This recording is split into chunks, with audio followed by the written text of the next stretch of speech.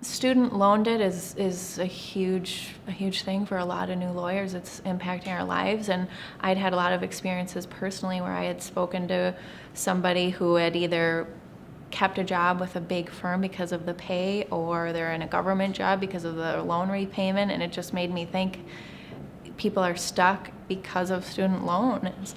And I wanted to know, not just the financial aspects of this, but is this impacting people's life decisions? And it is. I don't know that a lot of lawyers really do appreciate the extent of the debt and the impact that that debt has. When I read through the survey results, I was devastated.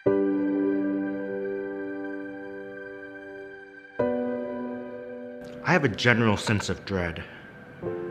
Sometimes I won't go get the mail because I don't want to see my loan statement. What the heck do you do with $180,000 in debt that's earning 7.9% interest? I can't get a loan because of my horrible debt-to-income ratio. I have good credit, but that debt-to-income ratio is staggering. My living situation, the area where I live, the job that I choose, relationship stress, family stress, basically, every aspect of my life is affected. When talking with my family about the debt, I was once told, well, hopefully you can marry well. The fact that I'm an attorney with a good job and still might need to marry well to get by is extremely disheartening. I don't own a vehicle, I live in the suburbs with my family, and I desperately want to have children. Because of my student loan debt, I do not know when I'll be able to change any of these issues. I worry that I'll never be able to afford having children. I don't know how I can pay astronomical daycare costs on top of student loans, let alone begin to save for my children's futures. I will not have more children. I feel trapped. I can only see daylight if I obtain a job that meets federal loan forgiveness. I'm depressed, frustrated, broke, and would strongly think about a different career if I could go back in time.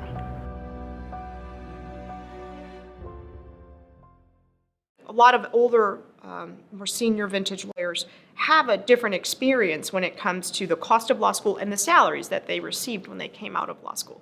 But now the cost of living is higher. All these different expectations are higher.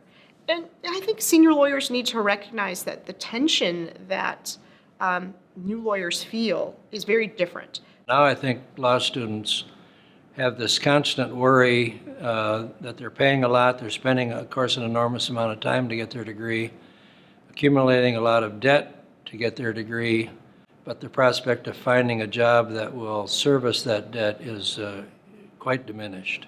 It's really been difficult for some very, very able students to get jobs. That's what's been surprising.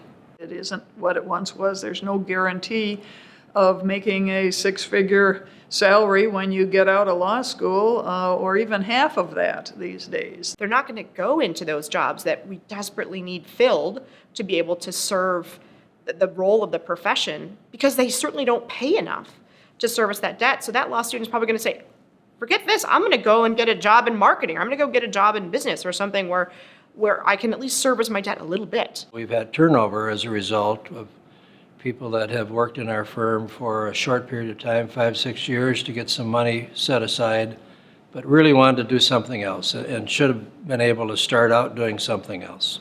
So the problem will be is they'll come out, they'll graduate, they'll have $150,000 worth of debt. They have to make big firm private practice work for them. That's the only way, whether they like it or not. I don't want someone working for a law firm who just hates it. That's not what we want. We want people to enjoy working for us. We want people to become partners in our law firm and be owners. If they hate it, that's not good, and that doesn't help us as an institution to survive. If it continues the way it is, I don't know how many of the really good people are going to believe that the cost benefit is there, even to go to law school and become a lawyer. I certainly don't think we want a society where all of the lawyers are people from families who can afford to put them through graduate school.